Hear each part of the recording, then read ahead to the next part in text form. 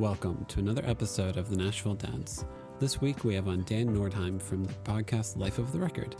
We talk about getting older and keeping creativity alive, our favorite films and authors, how we're trying to give our kids opportunities we didn't have, and what all goes into his podcast. We really hope you enjoyed the episode.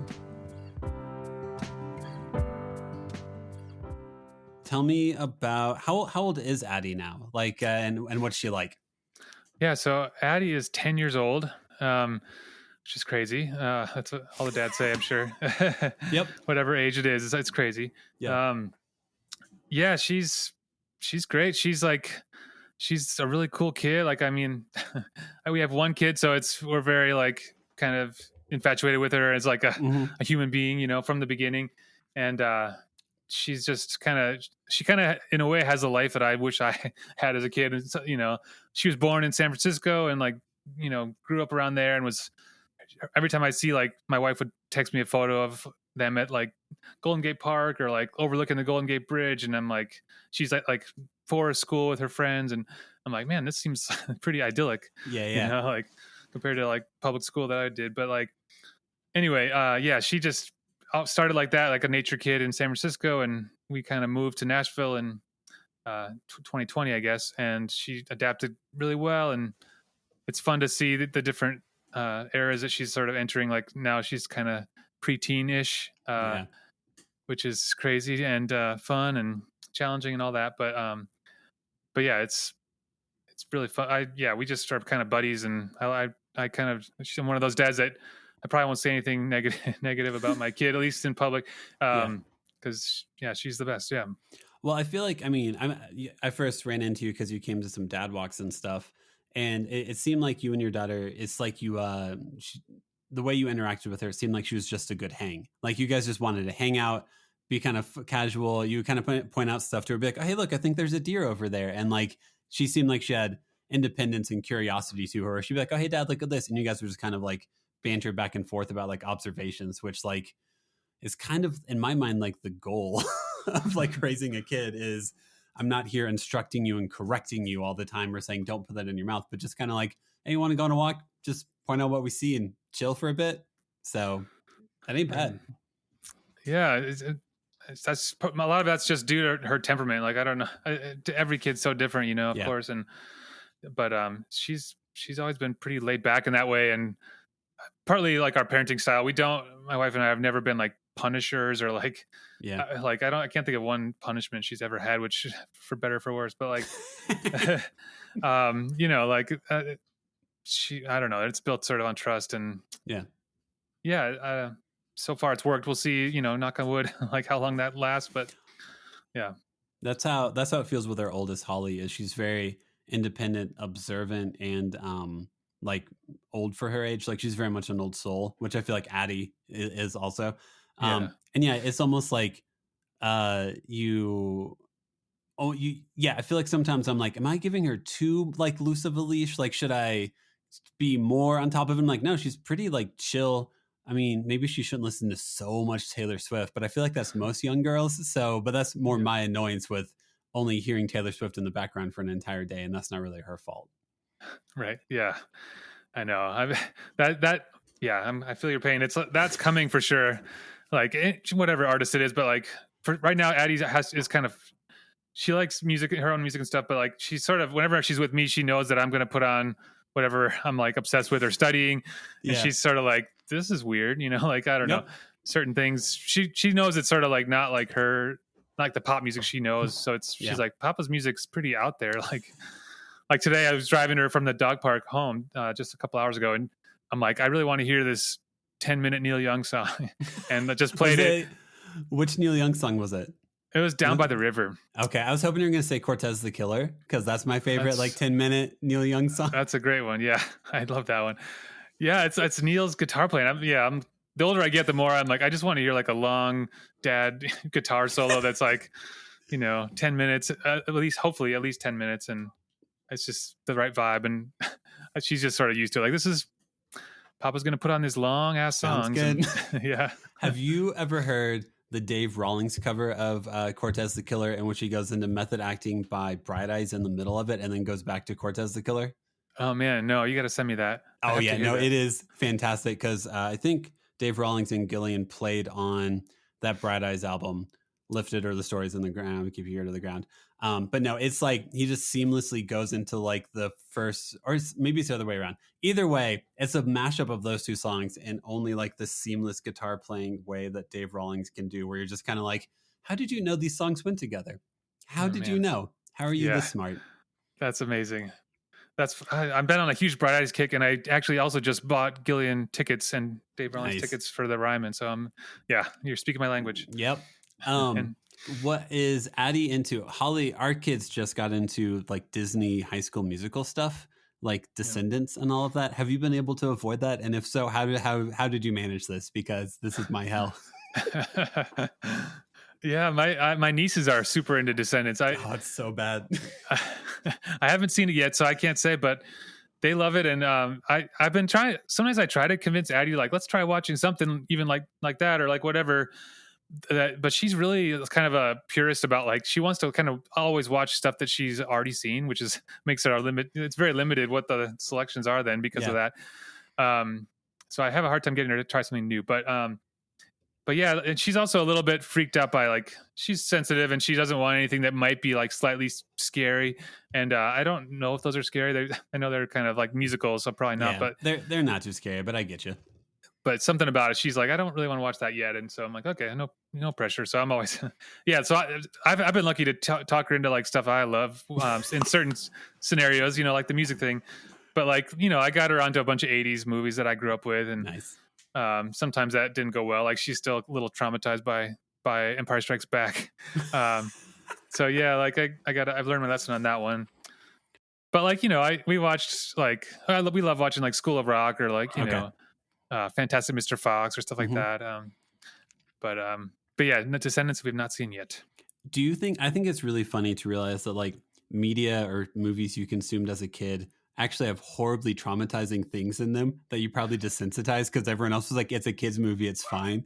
And now you go back and watch it and you're like, Goonies. There's a lot of random murder in Goonies. This isn't why is this a kid's movie? And I'm like, oh, I love Goonies. Like, I could probably Yeah. quote most of Goonies to you, but like, do I want my kids to watch it? No, they probably shouldn't watch Goonies.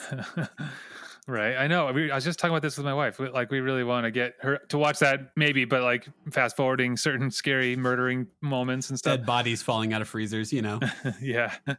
It's one of my favorite things to do is like when Holly's like, what movie should we try out now? And then I'm like, oh, let's I go to like the 80s and I'm like, watch Gremlins. No, Gremlins is pretty violent. Let's Yeah. watch Goonies. Oh no, Goonies has some weird violence and some weird stuff in it. So then I feel like I gravitate more towards the 90s.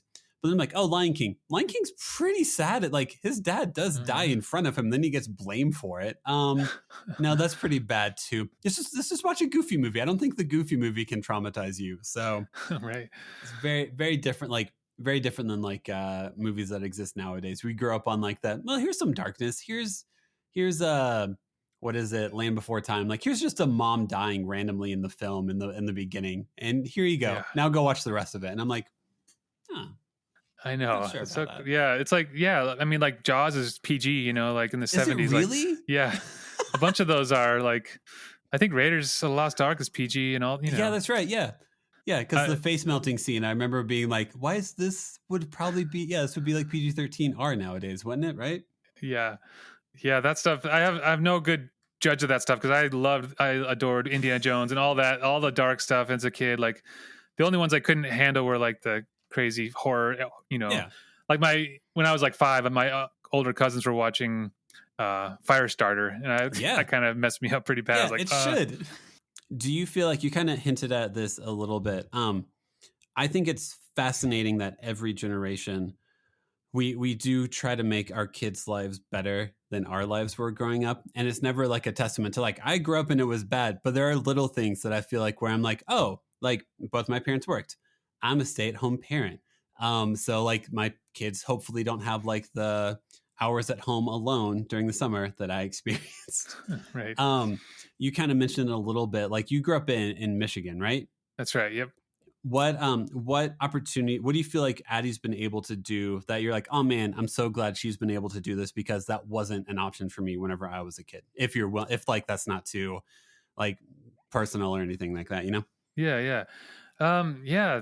Well, one thing that's different for sure is like I was talking a bit about that. Like she had this cool forest school Yeah. set up in San Francisco that my wife founded, called Wild Roots, and it was a great little like community that they kind of set up with a teacher, and yeah, they just had a great.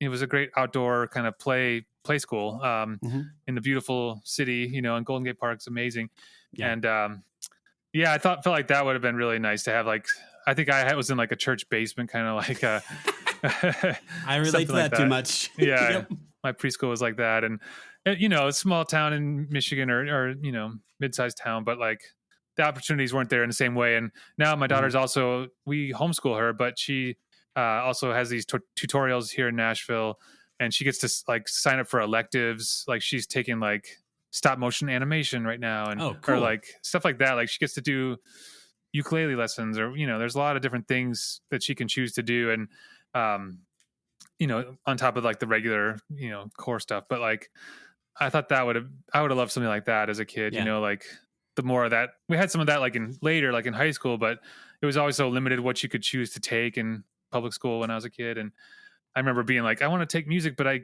can't take music and art. There's no room for both. And it's Yeah. like, Yeah. Yeah. like that's kind of stupid. Like it should be room for both. Yep. So yeah, it's that kind of stuff. I feel like she's doing a lot right now and taking advantage of that. And um, with our school sort of situation.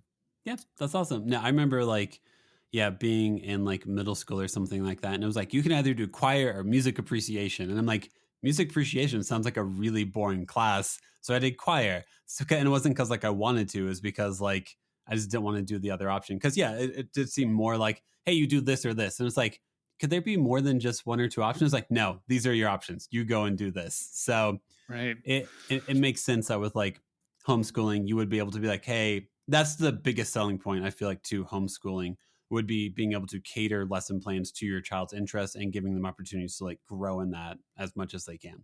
Yeah, totally. Yeah, during the pandemic, she was kind of like interested in making little short films, like little YouTube videos, and like starting her own channel. And um, that was a great project. Like it was all sort of led by her. She kind of had this vision to do this, and she had these ideas for these little episodes. So we just tried to make that happen. And Yeah. I just kind of figured out how to edit in iMovie and stuff. And uh, like that kind of, some of that's just like technology, like the tools are there like now where Yeah. you can do that, as like young kids can get into like editing their own videos and stuff. Yep. um but like that was super cool to see. Like I wasn't able to do any of that sort of stuff that I was interested in until way No. later, at that time. And Yeah. so yeah, it's sort of like we're trying to follow her lead, and she was really motivated in making all these videos like for like a 2-year period, and now she's like, that was a lot of work. Like, yeah, so she's kind of like ready to not just chill for a little bit and not do that. But That yeah. makes sense. I think it'll be hard to explain to kids like what a video camcorder was.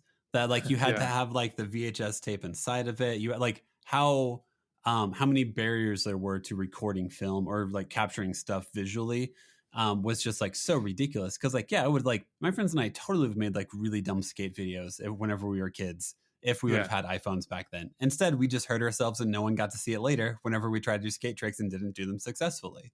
Right. Yeah, exactly.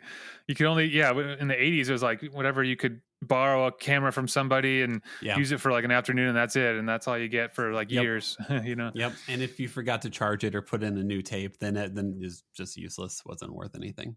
Right. Yeah. So, do you feel like you and your wife are, since you said Addie had some creative interests, do you feel like you and your wife are that creative of individuals? Yeah, I think so. Yeah. I mean, yeah, that's kind of what I'm talking about. Like as far as like classes I wish I took were more like on the art side. And so I actually did that like in my 20s. I kind of like repaired that sort of thing with where I didn't get to do it as a kid. So I was like, Yeah. I'm going to take some drawing classes, and I Oh, took cool. some at like City College in San Francisco. And I was like, this is great. This is just like the stuff I wanted to do that I didn't really get a chance to. And I still draw and stuff, but it was just more like a cultural thing. Like I'm just going to learn from the ground zero, like try to Yeah. figure out how to do some of these techniques that I've always been curious about. And so yeah, like I've always been interested in art and music and all that stuff. But yeah, it took a while to kind of zero in on what I was most interested in. But for me, definitely on the art side Cool. has always been the thing. I know, I don't know if you relate to this or not. I have played guitar for like 20 years or so. I don't really like playing in front of people. Like, I'm not someone who wants to go play in front of a crowd. I feel like I normally play guitar and try to learn other people's songs because it gives me more respect for how good of a guitarist they are whenever they're recorded on an album. Yeah. You saying you took drawing classes almost feels like that energy of like, I'm never going to be professional at drawing, but I kind of want to get a grasp of like how this works, because it kind of like learning more about a subject then also makes you like respect it even more, I feel like. It's very true. Yeah. Yeah. I had a moment like I loved the drawing class so much, a couple classes I took, and I was like, I could totally just switch careers. I could just go all in on this and really do it. But I was like, that's going to take, 10,000 hours or whatever it is. Like as I get older, it's harder and harder to do. But It is. yeah, but it does make you appreciate that for sure. Like how much people put into it. And yeah. What did you study in college if it wasn't drawing? Yeah. I studied English, just sort of by default. Yeah, like I got, I was at, state school in Michigan, and like Michigan State, to be specific. The state, Michigan. The state school, yeah. But the one that was more like, the school that, I don't know, it's a little bit more of a party school, and it was, that wasn't my thing necessarily, but like, I kind of found myself not that interested academically there. I was kind of like more interested in playing bands, in playing in bands. And like I got my first band there, and I'm still tight with those guys today. And but yeah, that kind of made me want to like almost drop out. I was kind of like, I just want to do music stuff. Like this is the best. And I had a moment where I was like, should I just get out of this and just fully go in on music and like tour and do everything? And it didn't happen. I finished it out, but English was just sort of like, this is the easiest thing to do right now. And I definitely had interest in like literature and I loved reading and writing, but it was kind of like an afterthought, that whole major thing at that time. Do you think, can we find any recordings of your college band? Do they still exist out there in the ether anywhere? Oh yeah. Yeah. The band it might be hard to Google, but yes, we were a band called the Blanks, and out of Lansing, Michigan. And this was the time, this is the internet was going, a few years at that point, but like, we weren't smart enough to like pick not a generic name that everyone else is going to have. And every generation is going to have a band called the Blanks, at least one. So, it's hard to find, but it's, we did it in like the early 2000s, and I still jam with those guys. We kind of meet up every year, and oh really? That's cool. Yeah. We all live in different places, but like we still get together and hang out. And we made one album in 2018, or we released it then. So we still put out music here and there. We're kind of on like a 10-year plan. Like as we're old dads, like let's put out an album every decade if we can. Yeah. So that's funny. It's funny to me because like, I feel like if I was in a band in college, I wouldn't have been embarrassed by it. But my high school band, I'm absolutely like, nope, hope you never find the songs. It's awful. Please don't find them. So it's weird how that like 4 or 5 year difference, though, makes a big difference of like embarrassment. Right. Pride. Yeah. I mean, for one thing, it's like your voice is, hopefully changed by the time of like college and like, but yeah, it's still, I won't say I'm embarrassed by it, but it's like, we were definitely like we were going for something really raw and like, garage rocky and kind of like sloppy, and it was all about the passion and stuff. And I loved it, and I still love playing with those guys. But it's when you get older, you're kind of like, oh man, yeah, this is, I see why some people were not into this, like it was very, Yep. That's funny. I feel like, all those bands I listened to in the early 2000s, it's now like 20, 25 years since their albums came out. And they're all like going on tour for those albums. And I always wonder internally if they're like, I wrote this song whenever I was like 18. Like, this is a little embarrassing, but also I'm selling out shows and everyone's excited to scream the words back at me. So I'm sure there's like a weird dissonance in there of like, I would not want the art I created whenever I was 17 or 18 be what I was remembered for the rest of my life. Right. But also, if I'm an artist and I need to sell tickets to eat food, maybe I'm okay with it. Who knows? Yeah. I know you kind of like we were talking about Bright Eyes, like Connor Oberst was like making music when he was like 13, and like 13, his voice 14 hadn't changed. And and it's like that all, he could be like, I respect him for being like, I'm not going to like take all this down out of like embarrassment. I'm going to like this is all out there forever, and you can go down the rabbit hole if you want, but it's embarrassing for him, I'm sure. But It it's has also to be. great, like, I don't know. You kind of have to like, accept that it's going to be rough, and that's how you get Yep. good. Only way to get good is putting out stuff that you might not be proud of someday. But I don't know. Yeah, I don't gotta know. go for it. I'm still not good at it though. Like if right now we're like, hey, Devin, record an album, I'd be like, oh, it's not going to sound very good. I'm not going to do it. But I also know my mom always told me the best way to be a good cook is to be okay with being a bad cook from time to time. And I'm Uh, okay with that with food. But whenever it comes to like music and art, I'm like, that's too vulnerable. I'm not going to do that. I'm good. yeah, it's so vulnerable, man. Yeah, it's like, I don't know, but you have to just get out of the way of your, I mean, obviously to I put know. anything out, you're doing it with the podcast. Like you have to Yeah, be yeah, yeah. willing to take a risk and go out on a limb. But Yeah, it's like, what are you going to, pretty it's much. better. The alternative is to do nothing is much Yeah. worse, I think, Do you have a drive or like a energy inside of you that like always like I think I do this podcast because I do have creative energy. That is like I feel a need to create something and put something out there. Do you feel like you have that as well? I mean, we'll talk about your podcast as well, but like, do you feel like that energy is inherent to your DNA? Because I feel like it is to mine. Yeah, definitely. Yeah, I agree. Like, I think, yeah, I sort of realized because I was trying to do music for so long, and I was kind of like, I sort of felt like certain moments, like if I don't have this, what do I have? Like, if this Yeah. doesn't pan out, like, what am I going to do? And um, but I kind of realized eventually, like, if it's not music, it's got to be something creative. Like, Mhm. part of like what I was talking about the drawing classes, and if I'm doing something creative, it doesn't really matter the medium to me. Like, Yeah. yeah, and I realized I kind of looked back on a lot of my jobs that I really didn't like over the years, and like, and I realized the ones that were the worst were the ones that had nothing creative about them. It Yeah. was just sort of like anyone could do the job, and I'm okay with that sort of role too. But like, I realized to feel sort of alive in the right way, I kind of need to be creating something for sure. Yep. Nope, I agree with that. I have this weird ability to be really good at mind-numbing admin, but it's also to crush my soul at the same time. So I'm very good at being efficient with really boring data, but also losing any personality in the process. So it's Right. whenever I got out of college, it was very much like I need to eat food consistently. Cool. Here's some data entry jobs. I was like, awesome, this is great. And then I would get to the end of the day and be like, now be creative. And I'm like, oh, I am so numb from just like staring at spreadsheets and inputting data that I have no creative energy in me left at all. Right. Yeah, I know. Yeah, I definitely relate to that. It's like I had a job in college at one point, like at a movie theater that was like not a cool movie theater. It was like a terrible like chain that was, like at like a mall, like a strip mall sort of thing. And it Mhm. was, I just remember it was so mind numbing, like you're talking about. And the only way I sort of could survive that was like I ended up bringing little. I would bring little like pocket books or like I Yeah. bring like a Kurt Vonnegut novel and like have it under my Yeah. little register and read that. Or like I'd bring little liner notes to like box sets or albums and stuff on CD, Yeah. and I could like read those while I was like between customers, and like no one would, my bosses wouldn't really notice because I'd just Yeah. be like tucked under the register and I'd just be standing there, and that was like a saving grace for sure. I was like, I need Yeah. something to like get out of this sort of Yep. selling concessions and this mind numbing horrible stuff.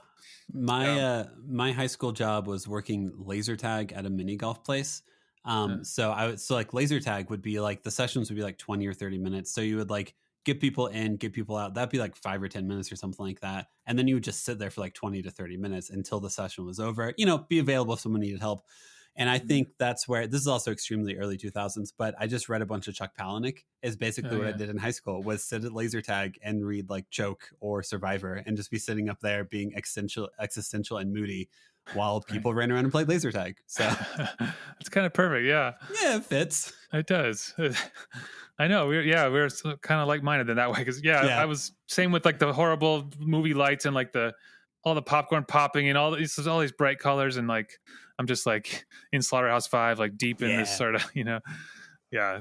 It's such a. I'm sure there were some older people that could see what I was doing, and they're like, oh, Yeah. this is one What's of those that guy miserable doing? kids. Yeah. Basically.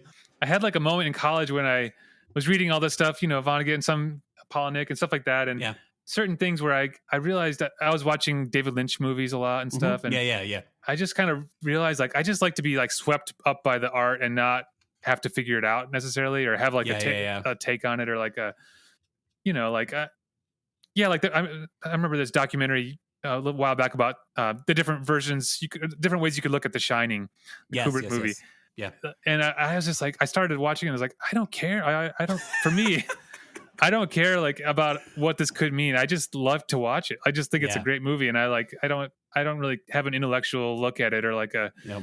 I don't know. For me, I like to just not even have to know anything about it. I just like to Yeah. be swept away by the feelings you get while you watch it. And yeah, so that was kind of my thing in college. It was sort of awakening in that. I think Yeah. seeing Mulholland Drive at that time was a big one Yeah. for me. I was like, man, I don't have to know anything about this movie, and it seems like David Lynch doesn't know either what's going on. So Yeah. it's perfect. It's I think Wes Anderson was that for me, in which I remember like watching Royal Tenenbaums and just being fascinated by all of the like family interaction and how they treated each other, not understanding like the depth or this represents that or or any of like the artsy like what all could this mean stuff. I just remember watching and being like, oh, this movie makes me feel things or like contemplative about like family units basically in ways I never have been before, and now I want to watch it again. yeah, totally. That was a big one for me too, for sure. Yep. Yeah, that's a great one. Yeah, and that early Bottle Rocket was the one for me that Wes Yeah. Anderson's first. That's still one of my all-time favorite movies. I just think it's perfect. And it was like he didn't know what he was doing really. Like he kind of has gone away from that, but it's at that time he just was like making this movie as like a young person, and it's great. And it's a movie about a heist. And as they're pulling off the heist, the person who told them to do the heist robs them because he knows they'll be so bad at the heist that he won't get anything out of it. So then he just takes all of their stuff because he knows that like it's just so good. It's so dumb. It's and it has the best ending of like any movie. To like, you know, I won't spoil it for anyone out there, but yeah, it's a great one of my favorite last lines of a movie ever. It's just so perfect. Yeah, It's so perfect. What's it? The whole so they're in the place, they're trying to break into the safe, and I can't think of the character's name now. is it Kumar? Kumar, yes. Yeah. Kumar's in there and he's supposed to be breaking into the safe, but they walk back in to be like to see if he's broken in the safe, and he's just sitting in the chair not doing anything at all. And they get back in the elevator and he's like, oh man, I blew it. I really blew it, man. And they're like, have you even cracked a safe before? And he's just sitting there the whole time being like, I can't believe I blew it this badly. Yeah, so, I know. Oh man, yeah. Don't get me started on these lines. Like, yeah, it's like when he's like, Kumar, what are you doing sitting down? Owen Wilson's. Oh, it's just so good. It's so good. It's so dumb. Yeah, I think that's also the first time I ever heard of CRS disease, in which Owen Wilson's like defense once he gets arrested is like, well, I have CRS disease. What's that? Can't remember shit. It's a disease. I suffer from it. It was like, that is so dumb. It's so perfectly dumb. Oh man. This is one last tangent on this bottle rocket thing, but like, so I worked at a video store in high school, in my town in Michigan, and that's like my dream at that time to like work at a video store because I love video, I love renting movies and getting into all this like cinema stuff, and as a teenager, and I loved the 70s cinema and whatever. I got like obsessed with just taking movies home and watching everything, but Bottle Rocket they had in the back room as like a screener that the studios would send to all the video stores, like for the employees to watch movies before they come out and stuff. Yeah. And they sent this Bottle Rocket one. And I remember I had no idea what it was. And I just picked it up and took it out. And it was before Rushmore came out or any of the other ones. And it was like, I just like, this is the best movie ever. Like it was sort of like that era of where like Tarantino was out and there was like this sort of independent film thing happening. Yeah. But this one was just blew my mind in a totally different way. And it's like so innocent. Anyway, it was great. But my memory of that movie is like finding this random VHS tape and taking it home and I have no idea what it is. And then it's just like, it's like changed my life. Yeah, it's great. Yeah. Now I'm really interested to see if that gets replicated for our kids, because I also distinctly remember growing up as a kid in the Midwest and finding like Palahniuk, finding like Kurt Vonnegut, who were very much like different than what I felt like life was basically, or like movie or art is very much like that. And I think scarcity played a big part in that, in which like there weren't really that many people doing stuff like that. So whenever we found it, was like, oh my gosh, this is amazing.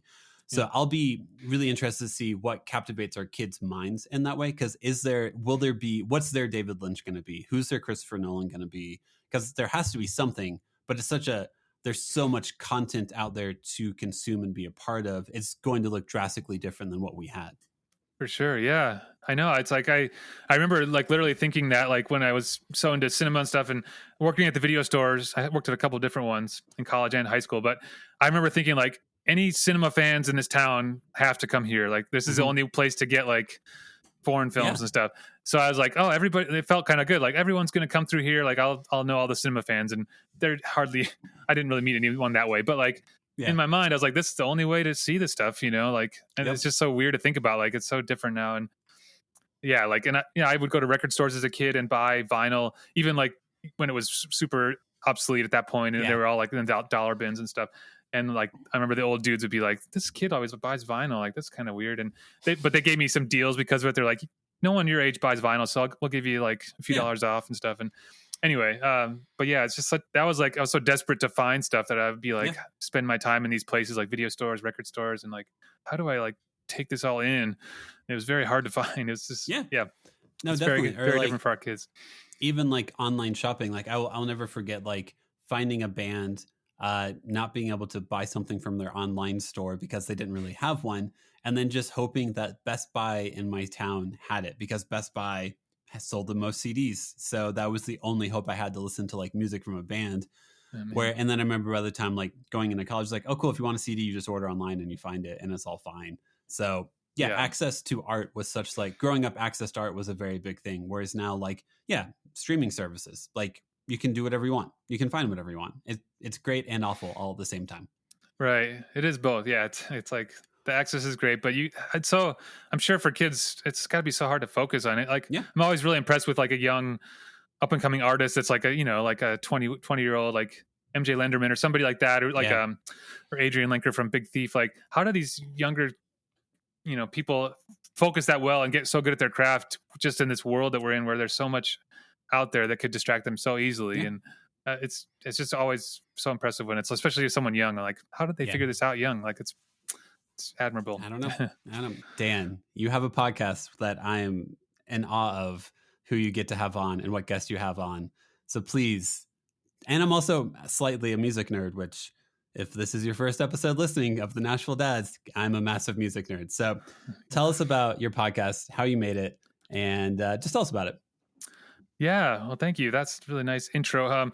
The podcast is called Life of the Record, which is kind of a look at a classic album. It's sort of documentary style, and it's basically I interview artists about making one specific record, and we talk about each song individually, and I kind of edit it together to sort of tell the story of how it was made, and I take my voice out of it, so that's why it's sort of documentary style. Like I love this kind of podcast too, where people are, chit chatting, people hanging out and just talking. But like for me, I was like, when I talk to an artist, I want to hear only from them and only about one specific thing. Like I love reading interviews with artists, but I always found myself like in the print days and stuff when like an artist talks about one of their songs or one of their records, I was like, man, this is what I want to hear. Like all the other stuff where they have to talk about their tour they're on or whatever, they kind of have to hit these certain points. But like when they would talk about making one song or one record, I just really would light up. And so that's kind of the vision of it, is talking about one specific album that's sort of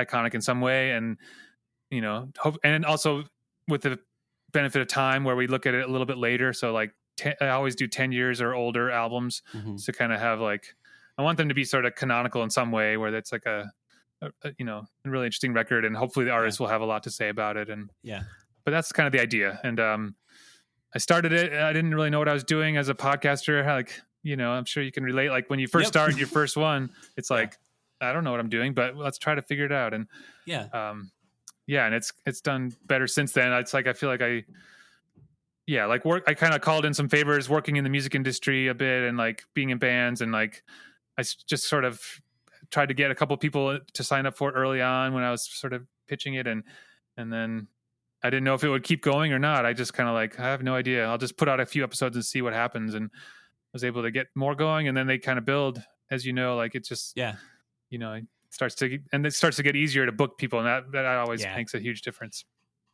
So that's kind of the idea. Yeah. Nice. No, it's, I'm with you. I also would like, if I had a favorite artist, like, you did Cursive's Domestica, which is like a massively influential album to me. That and The Ugly Organ are like 2002, 2003. I don't know if I listened to other albums.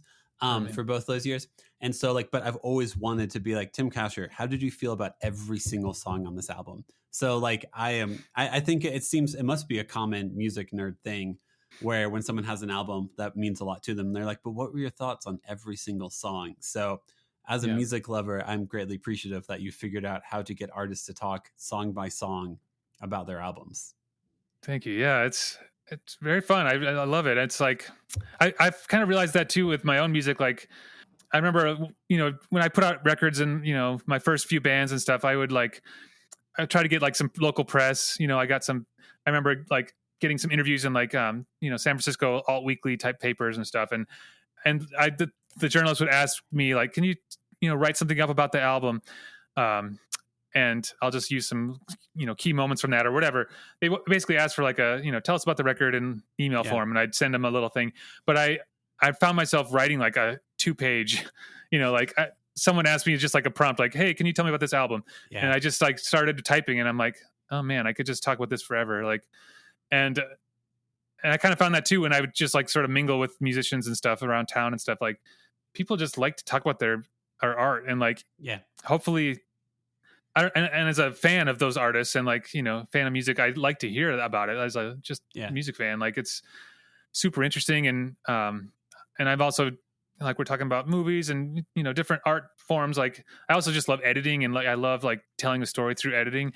Yeah. So that became really fun. And I kind of realized, oh, this is how, how to make it interesting from the start, and, try to like draw people in a way, but mostly just from what I would want to hear as like a fan of that artist, Yeah. That's normally how I edit our episodes, is if I'm listening through it and I'm bored, then I'm like, well, if I'm bored in this section of it, then someone else would probably be bored also. So it makes you just like, if it's not an art you want to consume, then to assume that someone else would is kind of like, why would you put your name on it, Right. Yeah, it's true. Yeah. I know. Have you had any artists that you've interviewed where you're like almost, I mean, the people that you've talked to would make me be very like, not shy, but like I would have to get some momentum and like pep talk myself, because I'd be like, oh my God, I'm going to talk to this person and this is the person. Have you had that moment in any of your episodes where you almost are like, I'm talking to this person, and then in the middle of it hits you that you're talking to that person? Yeah. It's like that happened kind of recently. Like I've never really been starstruck or like, it's very like, I try to be level headed about it and stuff, of course. But like, I had a moment, like I did this Tom Petty and the Heartbreakers episode recently. And like, as a lifelong fan of that band, I talked to Stan Lynch, the drummer. So like, this is a guy I've heard drum forever, and he was so interesting to talk to. And I was just having so much fun. And at the very end of the interview, we were just chatting, and I just had something in my head said like, this is the guy who played on American Girl. Like, this is insane. Like, I just had this thing where I was like, it kind of took my breath away to think about it. I was like, man, this is the American Girl drummer right here. Yeah. Like, and he's just like telling me all these really interesting stories. And I just felt super lucky to be there. And I was just like, man, this is pretty cool. Yeah. I would have probably felt that way with, cause you did Minor Threat, didn't you? Yeah. Yeah. So like Ian MacKaye talking about like the Washington DC, like punk era and stuff like that. I feel like I've just sat there the whole time. Like, how do I get you to keep talking? Cause I'm fascinated by everything you have to say. Oh man. Yeah. Ian's so fascinating. Yeah. That was another similar moment where it's just like, he's telling me the whole thought process behind this Minor Threat record. And it was just, and he's the best. Everyone you talk to that has interacted with Ian is like, this is the best dude ever. And, but like, I definitely had that with him as well. Yeah. You're Fugazi. That's you're him. You're Minor Threat and Fugazi. Okay, cool. Sounds good. Sounds good, man. I'll just try not to talk for the rest of the interview. He's really good at, Ian's always good at like disarming you too. Like, cause like, you send him an email and he'll call you like 5 minutes later and be like, I just wanted to hash this out real quick on the phone. Like, he's a kind of old school guy in that way. Yeah. But it's good. Cause I don't hardly ever talk on the phone. Like but I'm like, great. If Ian wants to talk on the phone, let's talk. And it was just like, it made me sort of chill about it all. So I don't know. Here's a normal dude just trying to make sure we're communicating correctly. And you're like, all right, that's pretty human. That's pretty cool. It kind of is. It's sort of a revelation. Like, oh man, I should call people more often. Because it's something nice about it. But I also have like a rule too with a lot of the people I try to get. I try to get like rad people, like that I think would be, like cool to talk to and not be like dicks or like there definitely is that in the music industry for sure. But Absolutely. but I have like kind of a lot of, it's a heavy ask to be like, I want to talk about this whole album to you. And like, I need enough time to do that and stuff. So like, Yeah. it's not gonna be for everybody for sure. But, I kind of have like a cool person, measure that I always am like, I hope this person seems like, from what I could tell, they seem like, I listen to other interviews with them or I read stuff about them and I'm like, they Yeah. seem like they'd be down to do this. And that helps, for sure. Yeah. Because I think you've told me that like people now reach out to you to be like, hey, do you want to do this album? And when someone does that, what makes you like, what's your thought process on choosing who you do for your next album? Yeah. Like I have, that is nice that I'm getting more like pitches my way, which I love. And I also get like people that just fans of the show that write in and say like, hey, could you think about doing this album or something? And Yeah. I love getting suggestions like that. And, but I have like a massive, spreadsheet that's like, because a lot of my things based on planning about like looking at an album at a certain moment, like an anniversary, like a 20-year anniversary or whatever. So I kind of have like my years sort of mapped out, not every year, but like, Yeah. like right now I have the full 2026 year sort of mapped out, like, or not 26. What is next year? 2025. Sorry. Listen, man, I don't know how much of a planner you are. Maybe you're just that, you're just like, 2025, we'll kind of drag our feet. Then 2026, we're going to be going full speed the whole time. Yeah. That's back to Bottle Rocket, like the 50-year plan. That's right. Yeah. No, I mean, I have like 2026 stuff all in my doc, but like, I haven't looked that far ahead, but I definitely have a full 2025 plan, and of course I try to leave room for like, a lot of those artists won't be able to do it or, whatever. Yeah. There's lots of reasons they couldn't happen, but like I try to do like, have a plan and then like things come my way, then I sort of rework things and try to schedule. But a lot of it, if I get pitches like that, could change things if it's an album I love. And that's kind of the way it's working right now. And it's just me. So I mean, like as far as the interviewing and editing and everything, and I have a buddy that does my mastering sort of work, but and the art and a designer for the artwork. But I'd like kind of, we'll see. But I still like doing it all, but I would like to be able to put out more than I'm doing right now. It's like a monthly cadence, and a lot of podcasts like you guys do a weekly pretty much, right? Weekly. And that's crazy. Yeah. Yep. I don't know how you do it. That's like really hard work. Sometimes I don't know how I do it either. So realistically, it's I never want to say like creating content because I feel like that cheapens like what you do as a podcast. Because like I'm always hopeful that we get to share dad stories, just like you're hopeful that you get to share the rest of the stories of like the story behind the album and everything. Where like if anything, I just have the constant excitement of like there are a lot of dads who want to be able to tell their stories, and how do I get that out there as quickly as I can. But yeah, no, I'm not gonna act like it's not. Like sometimes I'm like, should we switch to bi-weekly? But then I look it up and I'm like, oh, I recorded that person like a month ago. So like it's been 5 or 6 weeks since we had this conversation. Like, oh, I just want that to happen sooner. I don't know. I'm sure you have some weird metric in your head also where you're like, oh, I should have gotten this out sooner, even though like no one's asking for like no one's being like, hey man, when's that Spoon album? When's that Spoon episode coming out? It's like, when it's out here, it's out. It'll be good. Yeah, I know, right? It's like, I feel like that too. A few weeks is pretty good though. I have like some that I'm sitting on for months, and it's not really. Sometimes my daughter, my 10-year-old, will be like, I'll play like a song by this band or something, and she'll be like, "Didn't you already do a podcast about them?" And I'm like, "I interviewed them, but I haven't finished the episode yet." And she's like, "Really?" She's always like shocked at that. So it always makes me feel bad. I'm like, man, I should have got this done. Maybe, but also your episodes, like, I will say, as someone who creates and edits podcasts, I would assume your episodes take a very, very, very, you seem like you're very diligent and intentional about how you craft your narrative, in which I would assume one episode is like, whenever I edit an episode, if I talk to someone or if we talk to someone for like an hour and a half, it probably takes me 2.5 to 3 hours to edit that episode into something that I feel like should be published.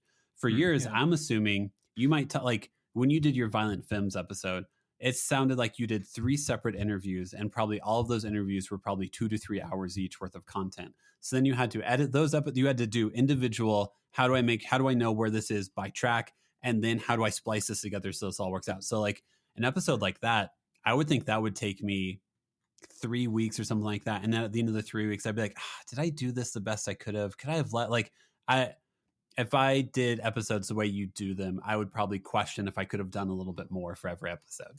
Yeah. I do like to kind of do individual interviews with people, like I sort of the oral history style where you get different people talking about different songs and stuff. Um, so yeah, it does take longer in that way. Sometimes I working with 2-hour interviews, like you said, and I have to Yeah. pare them down. And yeah, my wife's always like, I have an episode coming out here in a couple of weeks, and it's like 2 hours, and my wife's like, really, you sure you got to keep doing these 2-hour ones? And like, yeah, sometimes it needs it, but like, I don't know. I tell myself that like I longer is okay, but Yeah. depending on I do try to get them down a little bit if I can. Yep. But yeah, Nope. I relate to that. Anytime we have an episode and it's like an hour and a half, I'm like, oh, well, people want to hear us talk for an hour and a half. It's kind of like I'm hoping people will. I'm sure if you're about to release like a 2-hour episode, you're like, I really like this album. I hope other people like this album enough to listen to this for 2 hours, because right. I don't even sit down and watch movies that are 2 hours long that much anymore, let alone a podcast. So Yeah, I know. Yeah, I don't. Yeah, and it's also like when you're podcasting, I'm sure you can relate to this too. Like there's not really time to like listen to a lot of other podcasts. Like not really. You're so in your own world. Like Yep. I do listen to. I've listened to your show, and there's certain things I do listen to and enjoy. Yeah. But like it's usually like when I'm between projects, or like Yep. it's a very specific moment when I have the window to do that. And Yep. otherwise, like I'm walking my dog, I'm listening to like rough mixes, and like trying, like I listen to it every day pretty much in some capacity, and Yep. yeah, Nope. that's sort of relate. Yeah, as a fellow creative person, yeah, it's like when there's a lot of us out there that will just be like, you're working on a project that's pretty much all you're thinking about, like when you have a free moment. Like that's kind of how I operate, I think. Yep. Nope. I think, yeah, because I'll listen to yours clearly. But then I'm like, okay, cool. But it might take me like I think, I don't know if I've finished the Spoon one yet, because that is one of my favorite Spoon albums. And so like, it's funny that there's so much content. This is kind of going back to what we were talking about with our kids and how will they find stuff that sparks interest to them. Because like your podcast, I'm genuinely intrigued by every episode you do, because it's same with like Song Exploder and all these other podcasts out there. I just don't have the bandwidth for them as much. So Right. like, how will I'll be fascinated to see how our kids figure out their bandwidth for like entertainment, because you can be entertained every single second of the day. And at some point in time, then it's just like Soma and Brave New World, and you're just constantly numbed by feeling slightly good. Right. Yeah. I know. It's yeah. You're speaking my language too. Again, Yep. It's like all those like post-apocalyptic novels I read in college and stuff. Yeah, Yep. for sure. Yeah. Yeah, man. So I don't have an answer. I'm just saying realistically, like, I mean, I think your podcast is cool and I want to listen to every episode, but realistically, I don't have the mental bandwidth to listen to most people's podcasts, or like even listen if like a band releases a new album. I don't normally have the bandwidth to sit down and listen through it. I know. Yeah, I'm with you. Yeah, it's hard. I realize I'm kind of having that moment too, where I love listening to music, but like it's pretty much all right now listening to stuff that I'm prepping for, or like planning for in the future. I'm like, okay, is this a good record to do, and make sure I could tell the story with this album. And it's hard to shut off the work brain, Yeah. It's like sometimes like I was saying, I played Neil Young in the car today. I was like listening to something that I'm prepping for an interview, and I was like, I've listened to this all week. I kind of want to listen to Neil, just like something I like. And it felt great. I was like, okay, I need to do this more, switch on something I can vibe out to that's not work, and just, it's good for the soul. Yep. It is. I don't know if you've reached this phase of like creativity from time to time also, but like I always have different podcast ideas of podcasts I would want to do. Like I'll tell you 2 ideas that I think would be really fun to do as podcasts. Nice. One would be, is it dad music, in which it's me and like a friend or something going back and deciding if music we grew up on is now considered dad music, and having a full discussion about it.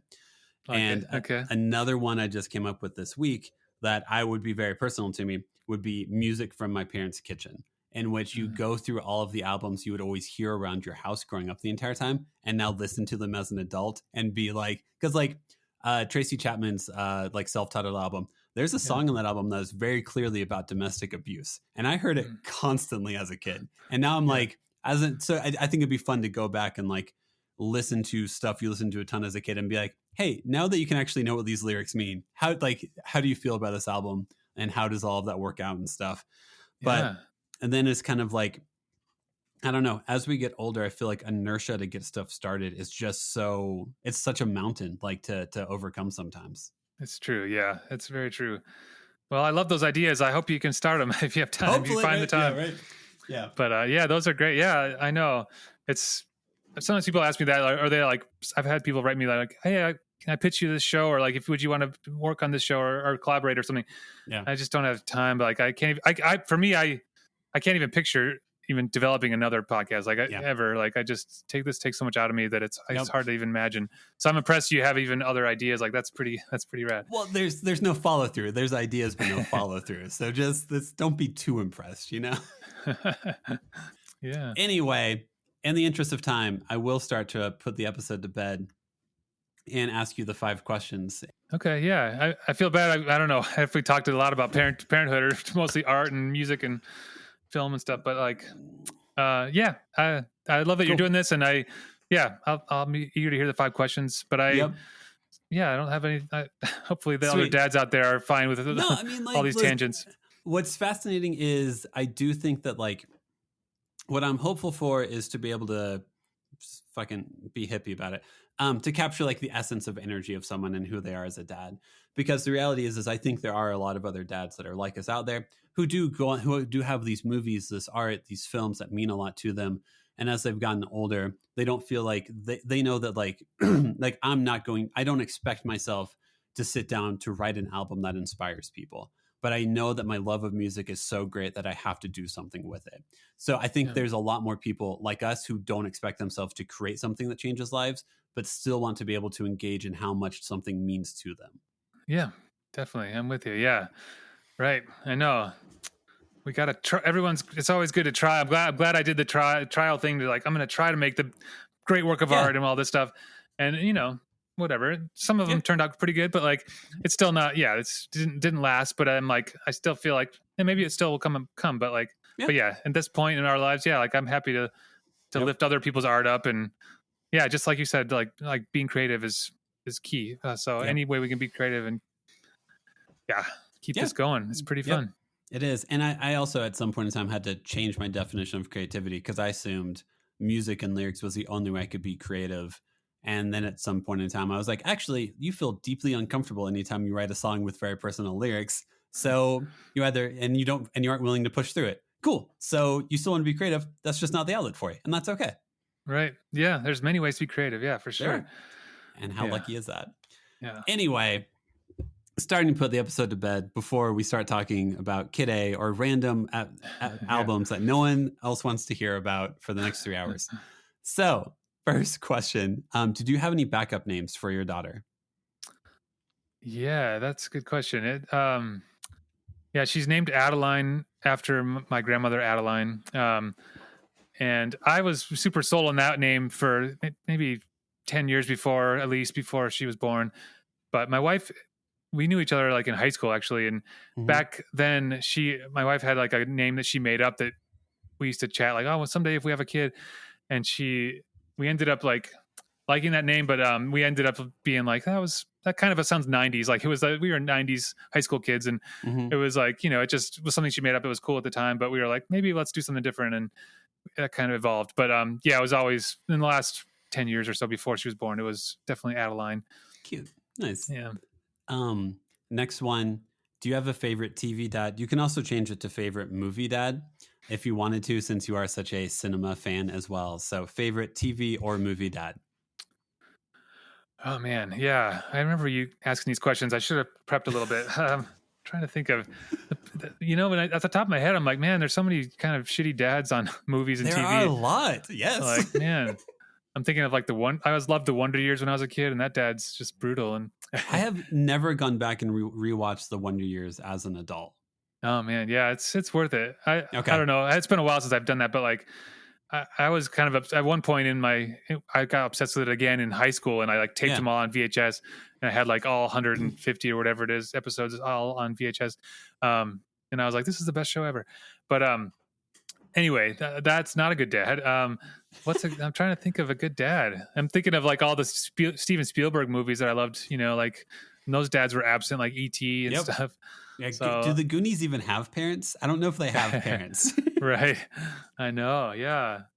They do it. They show up at the end, but man, Yeah. Sorry, yeah, I feel like I'm blanking. Maybe Bluey. I'm sure Bandit. a lot of You'll do people. Bandit. Yep. Yeah, Bluey's always that makes you want to be a good parent. That show. It That's does. what everyone says, but it's true. Stephen Mason, as in Soccer Moses, said Royal Tenenbaum was he went for his favorite just because of his evolution of fatherhood throughout the movie. Because like for most of his life, awful dad, but like Right. he mentioned how, which I think is actually a really good point, of at the end of the movie, Ben Stiller's character went from someone who despised his dad so much that like he actually looked for comfort in his dad like by the end of it. And like to watch their like relationship change throughout the course of the movie was like, he did, by the end he did correct it, which gives you hope for a lot of dads out there. That's true. Yeah, repair is a real thing. Yeah, like there's hope. Yep. We'll discuss generational trauma for your next episode. Anyway, next question. Do you have a least favorite kids show? Like whenever Addie watches it, you're like, oh, this show is trash. She loves My Little Pony for sure, and my sister loved that when I was a kid. But I did not like it when I was a kid. I always hear the song My Little Pony, and it'd get in my head before I go to school, and I just used to drive me crazy. Yeah. And the songs are better nowadays, but and actually the songs are pretty solid on that show. But I do have every time we watch it, or she's like, I want to show you an episode or something. I find myself like having a hard time staying awake, and yep.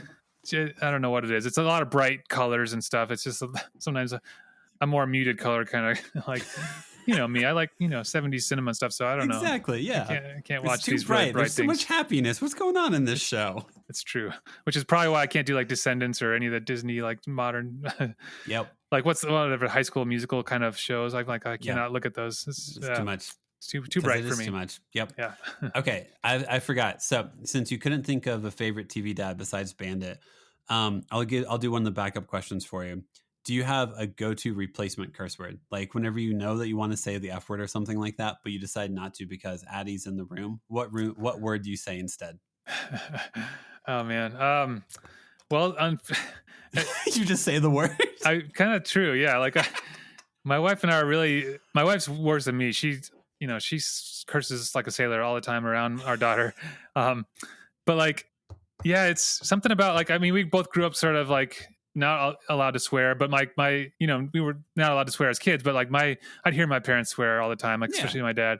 So like, and I don't know, for some reason we just decided like, oh, let's just see what happens. And she's good at code switching. So she can like she even started swearing for a while, but she was like, well, you're not allowed to do this in front of grandma and stuff. Like, so she's good at like, she can swear around us, but she can't swear around other people or like at school or whatever. So yeah. So I feel like we just kind of let it fly and she's sort of figured it out at this point. That is awesome. Next question. Do you have a favorite kids toy or activity? Like whenever Addie does it, you actually like doing it with her also?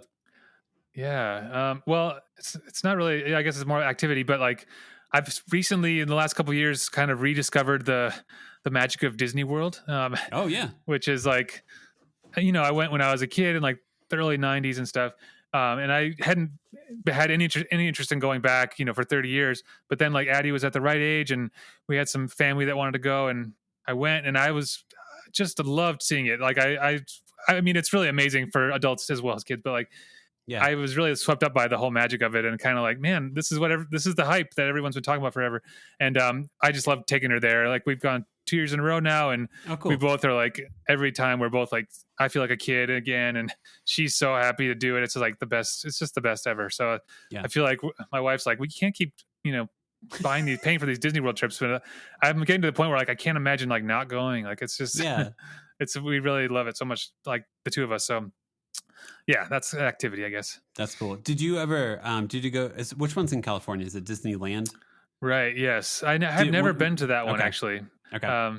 Yeah, I lived in Northern California and I was always at that point. Yeah. Like I said, I wasn't very interested in, I just figured, especially before kids, I'm like, why would I go, but now I like really want to go and see the original. And I don't know. Now I drank the Kool-Aid. I'm fully in now. So it's, you know what? I never thought I would be excited about like Moana 2, Encanto, or like all these movies coming out. And now here I am being like, so like whenever it's time to go see them in the theaters, like are we going to go as a full family? Do I take the girl? Like it's now a discussion of like my wife and I being like, how do we get to go see it?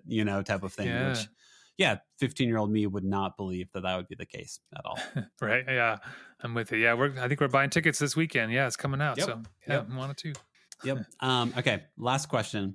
Moment of your kid's life you're most excited to be a part of. Yeah. Well, this is kind of loaded, but like I've always like, no pressure, Addie, if she are listening someday, but I would love to any kind of music she does. Like I'm definitely a sucker for her. Like whenever she picks up the guitar or plays drums at home or something, like we have like a bunch of band equipment, and whenever she plays, I'm like, this is the best. I just love seeing her do it. So I'm like, I had this sort of a dad fantasy where I'm like, I could imagine her being in like a all girl band someday, or like, I could just picture her like doing the band thing, and that brought me so much joy when I was a kid, and still does, and I still love playing guitar and stuff. And I'm like kind of secretly hoping, not so secretly, that she'll kind of take it up and at least give it a shot and see if she likes it. But just because it's like we're talking about all this creativity stuff, like it's so good to have like a tool that you can be creative with. And I'm happy if she does anything creative, if it's not that, but like that's kind of one of my on my list in my brain. I'm like, that would be cool to see someday. Yeah, I can't act like I'm not envious of Jeff Tweedy. I'm pretty sure he plays in a band with his two sons from time to time. I can't think of the name of the band, but like, I'm not gonna act like that wouldn't be awesome to be like strumming an acoustic guitar with like one kid on bass and one kid on a drum kit. It would be like, this is freaking cool. Like, this ain't bad. I know. We kind of do that for like if it's Father's Day or something. Like my wife plays drums and stuff too, and cool. So we come down and like. It's hard to convince everybody to play, like before bed or whatever, like after dinner. But like on Father's Day, they indulge me and like, let's go play a few songs. And I'm like, this is the best. This is best. I love it. This is the highlight right here. That's awesome. Well, the other thing we always end our episodes with is just a moment for self-promotion. So like name of your podcast, follow you on Instagram, where to find you, all that good stuff. Yeah. So my podcast is called Life of the Record. And you can find it on Instagram, everything at Life of the Record. That's everywhere, the same thing. So that was key. It's like same with probably Nashville Dads. You got to find a good handle that's not used everywhere. So yep, pretty much. Yeah. Anyway, that's hopefully people still have a hard time remembering it, but it's like Life of the Party, but Life of the Record. Dan, thanks so much for your time. Thanks for hanging out for a bit and nerding out about music and creativity. Thank you, Devin. Yeah, it's great to chat with you, and this has been fun. Yeah, I appreciate it. Sweet. Thanks, Dan. I appreciate it a lot, and I'll talk to you later. Talk to you later. All right. See you, man.